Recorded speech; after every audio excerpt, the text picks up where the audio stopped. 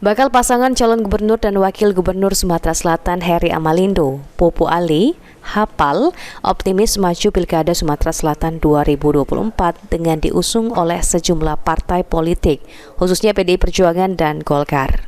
Hal ini disebabkan karena Heri Amalindo yang saat ini menduduki posisi Bupati Pali merupakan kader dari PDIP dan Popo Ali Martopo, Bupati Oku Selatan, merupakan kader Partai Golkar. Ditambahkan Nopri, tim hafal telah melihat dinamika politik Pilgub Sumatera Selatan, hingga tim kemenangan hafal telah yakin hafal akan ikut kontestasi Pilkada Sumatera Selatan November mendatang. Amalindo dan Pak Popo Ali,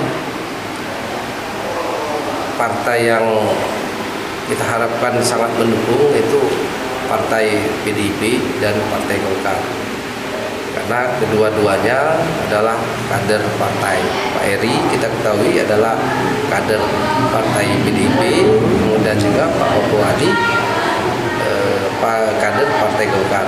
Perlu kami sampaikan bahwa beberapa waktu yang lalu Ketua Bapilu Golkar sempat menyampaikan bahwa 5 kader Golkar Sumsel dipersiapkan untuk Pilkada di Sumatera Selatan ini.